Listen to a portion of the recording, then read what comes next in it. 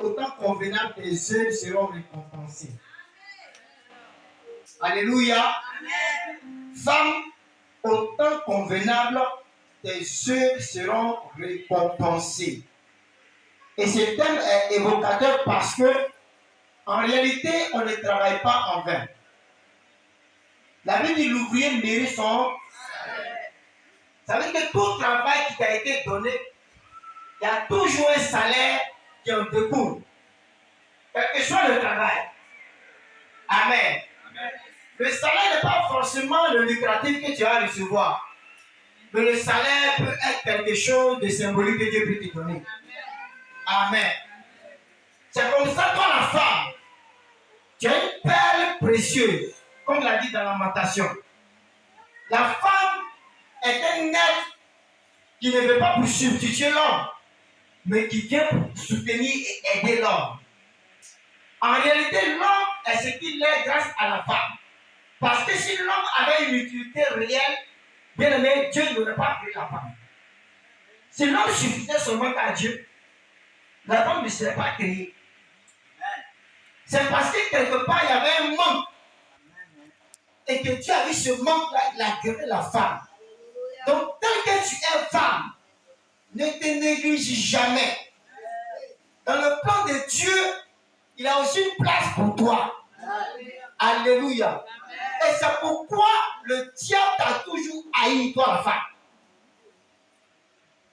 Je vous dis la vérité. L'ennemi premier du diable, ce n'est pas l'homme. Le diable n'a rien à faire avec toi, l'homme. Mais l'ennemi premier du diable, c'est la femme.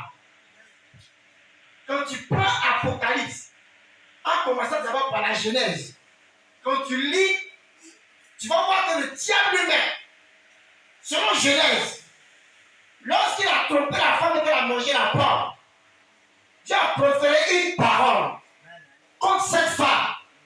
Quand tu prends Genèse 3, verset 14 à 16. Amen.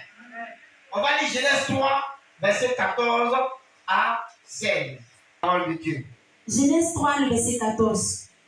L'Éternel Dieu dit au serpent, puisque tu as fait cela, tu seras maudit en toutes les bétails et en tous les animaux des champs. Tu marcheras sur ton ventre et tu mangeras de la poussière tous les jours de ta vie. Je mettrai inimité en toi et la femme, en ta postérité et sa postérité. Celle-ci t'écrasera la tête et tu lui blesseras le talon.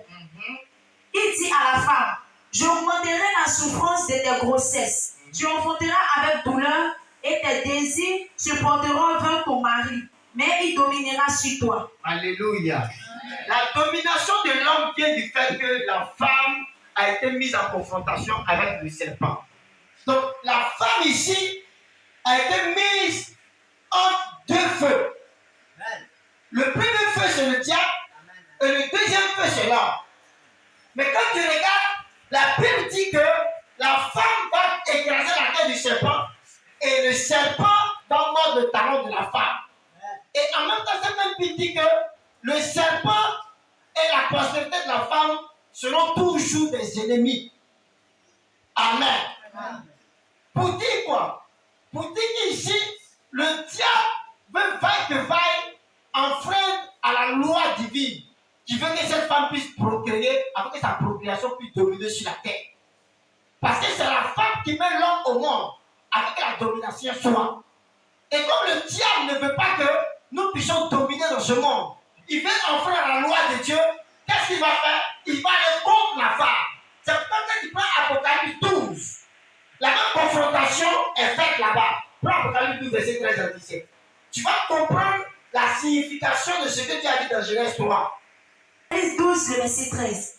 Quand le dragon vit qu'il avait été précipité sur la terre, il poursuivit la femme qui avait enfanté l'enfant mâle.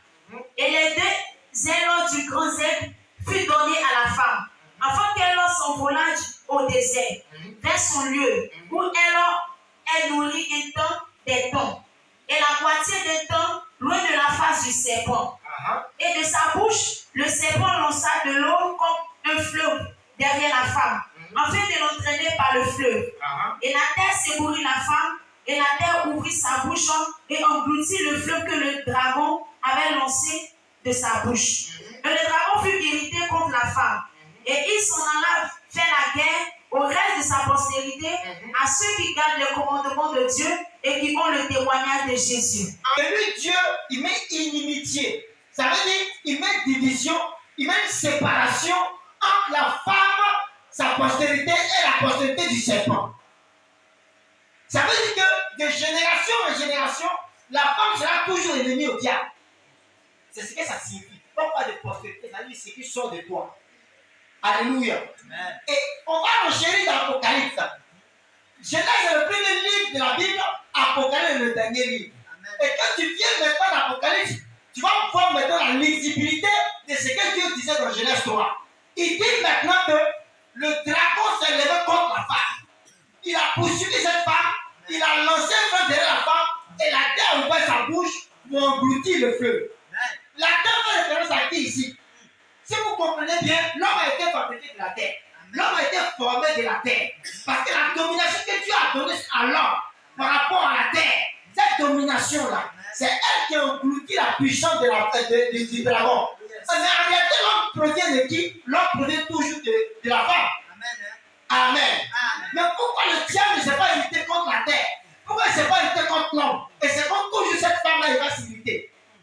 Et la Bible continue pour dire que la terre secoue la femme et la terre ouvrit sa bouche et engloutit le feu que le dragon avait lancé de sa bouche. Le dragon fut irrité contre la femme et ça n'a fait la guerre au reste de sa postérité, à ceux qui gardent les commandements de Dieu et qui ont le témoignage de Jésus. Ici, ça fait référence à quoi? La postérité de la femme qu'on a présentée dans Genèse 3, cette même postérité ressort encore dans l'Apocalypse 12. Mais ici, on précise maintenant cette postérité. On dit ceux qui gardent le commandement de Dieu. Et puis quoi? Et le témoignage de